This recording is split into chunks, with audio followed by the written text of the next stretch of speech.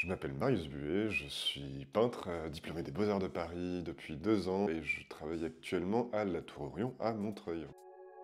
Jamais assez, toujours trop. Le truc auquel je pense le plus en regardant mes toiles, c'est l'enfermement. S'il y avait bien un truc sur lequel j'avais envie de bosser, c'était effectivement toute l'imagerie complotiste avec laquelle on vit désormais. Ça fait une espèce de matière qui est la même entre un espèce de blogueur zinzin qui parle des reptiliens et du nouvel ordre mondial.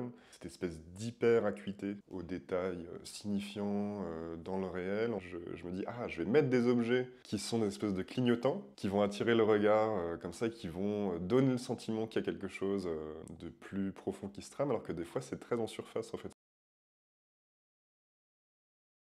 J'essaie de faire des éléments qui vont prendre dans la réalité ou qui apportent du réalisme, qui donnent le sentiment d'un réel des fois un peu trivial. Je crois et de les mélanger avec des trucs complètement uncanny, je sais trop quoi, enfin voilà.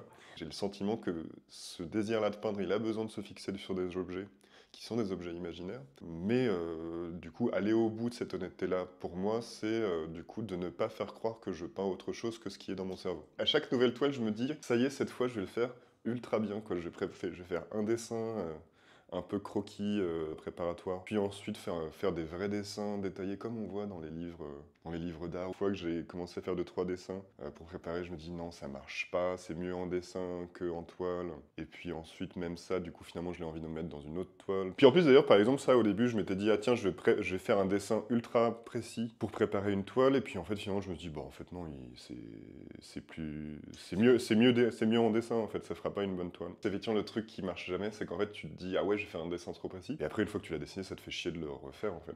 Là, je m'étais dit, tiens, je vais faire. Parce qu'en fait, en plus, je suis syndiqué à la CGT. J'ai beaucoup d'idées politiques traînent dans ma tête en général quand je suis en train de peindre. Je vais faire une espèce d'énorme cuck derrière derrière son écran PC, qui serait l'image que les gens de droite ont des militants de gauche, je sais pas, devant son PC en train de, je sais pas, de tweeter ou de faire des blogs, des notes de blog.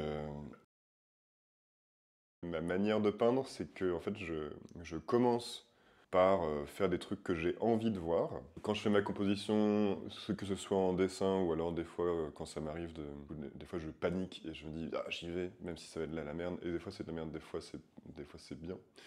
Des fois, c'est vraiment pas bien et du coup, j'efface, je recommence. Je commence par faire une figure, ma composition, tout ça, et ensuite, plus j'ai envie de monter en réalisme, plus je vais utiliser des documents précis, mais la plupart du temps, en fait, je suis assez satisfait de ce que je sors de tête. Pourquoi veux-tu avoir un corps qui ressemble vraiment complètement à un corps, sachant qu'à la fin, ça sera jamais que de la toile et de la boue colorée. Les maniaques du réalisme me laissent un peu circonspect, quoi. Eux, en gros, transforment la peinture en une chose très bête. Effectivement, et la peinture qui est une matière vivante, en réalité, quand t'es peintre, dans le fond, tu dois accepter que t'es en collaboration avec des matériaux non humains, qui ont leur propre indépendance, qui ont leur autonomie, la manière de respecter cette diversité-là, c'est aussi d'accepter que ce que tu fais, ce ne sont pas vraiment des corps. C'est de la boue colorée sur du tissu. C'est être bien plus respectueux de cette matière-là. Transformer la peinture en une imbécile qui ne ferait que imprimer du réel fantasmé sur de la toile. C'est irrespectueux envers ta propre intelligence puisque tu n'es pas une imprimante. La peinture à l'huile n'est pas une encre qui vient se déposer sur la toile. Non, c'est une matière et il faut la prendre comme telle, quoi. J'aime pas trop être décentré de mon environnement habituel parce que finalement j'ai l'impression que je vais dire des choses moins intéressantes ou c'est des choses que je connais pas en fait tout simplement. Et ça concerne aussi un paysage à la fois physique et mental. Je vais à l'extérieur de l'atelier, je fais des croquis, je regarde des trucs, je bouquine, je vais au cinéma, etc.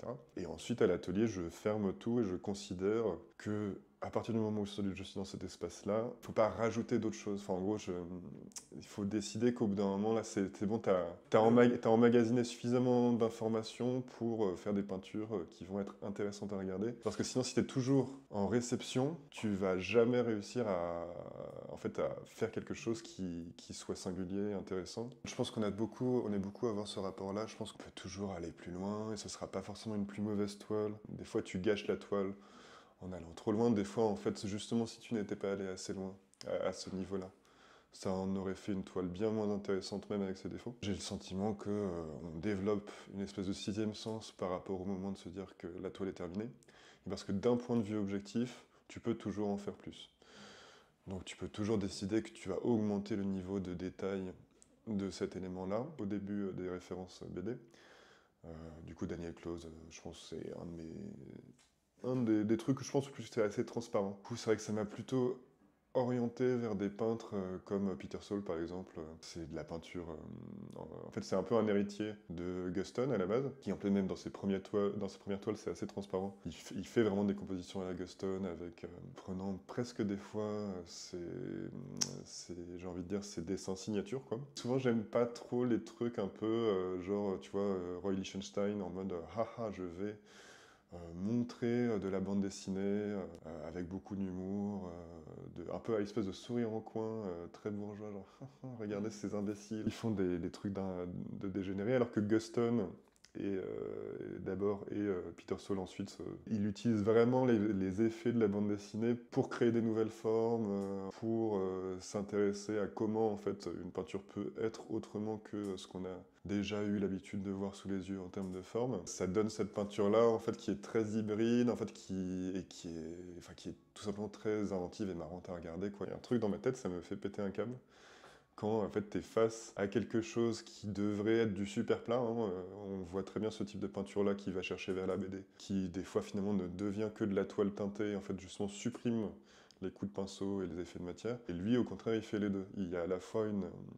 fois des formes qui sont très cartoonesques et en fait derrière par contre la peinture dedans ça va vraiment être de la vraie peinture généreuse quoi. Il y a mon pote Olivier Lépron qui est là-bas qui en peint dans mes ateliers. Lui en fait à la limite moi ce que j'aime bien chez lui c'est qu'en fait on fait pas du tout mais alors pas du tout la même chose. Lui il fait vraiment beaucoup de photos mais lui il le fait bien. C'est-à-dire qu'en gros le son il l'utilise comme étant un moyen en fait de faire voyager le regard sur la toile en utilisant les effets de la nature morte pour dans son pouvoir de captation en fait par le détail. Il réussit en fait, à t'attirer l'œil sur un endroit et après pour le coup contrairement à beaucoup de gens qui font de la photo, lui il va vraiment avoir des effets de peintre, de coups de pinceau, de plaisir de matière quoi. Et lui en fait c'est ça qui est génial quoi, c'est en gros t'es à la fois satisfait quand tu vois la peinture en repro sur Insta, et après quand tu arrives, tu dis ah, ça va, ça fait plaisir, c'est de la vraie peinture quand même. Les gens qui me connaissent savent que je suis très politisé, il n'y a pas de problème là-dessus. Néanmoins, en fait, je pense pas du tout que ce soit le rôle de l'art. Et en fait, moi, ce qui me paraît plus pertinent de dire, c'est qu'en fait,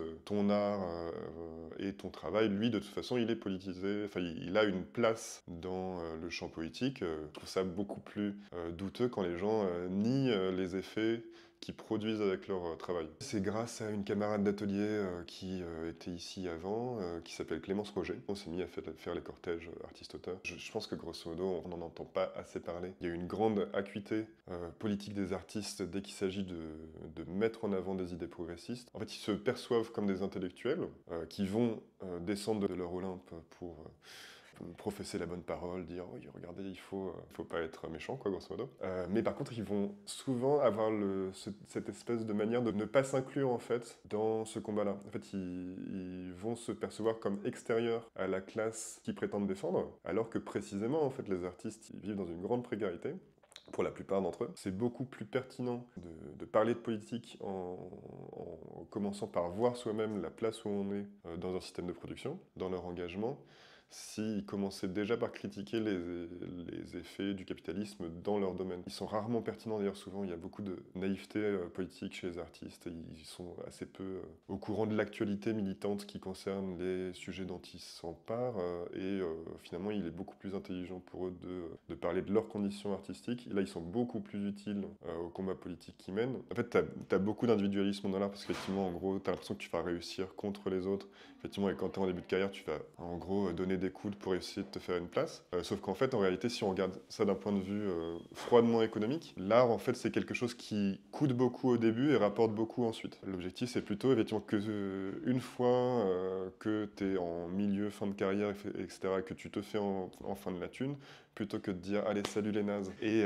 en gros de regarder les jeunes douillets, ce serait plus intelligent en fait de répartir tout ça de manière plus équitable pour qu'en fait au lieu de suer du sang pendant les 10 premières années de ta carrière d'artiste, et encore je suis généreux, en fait, tu aies l'occasion en fait, de faire émerger tout un tas d'artistes qui ne pourraient pas en fait, exercer leur métier s'il n'y avait pas des aides et qui de fait ne le font pas et sont écartés du marché de l'art puisque en fait ils n'ont pas les ressources sociales, économiques pour financer une pratique artistique. Effectivement, ce qu'on peut me souhaiter, c'est d'aller au bout des, des contraintes et des problématiques que que se sont posées elles-mêmes les toiles jusqu'ici, et de les radicaliser, de se débarrasser des faits qui pourraient peut-être être encore superflus dans ce que je fais. Oui, d'intéresser non seulement moi mais les autres.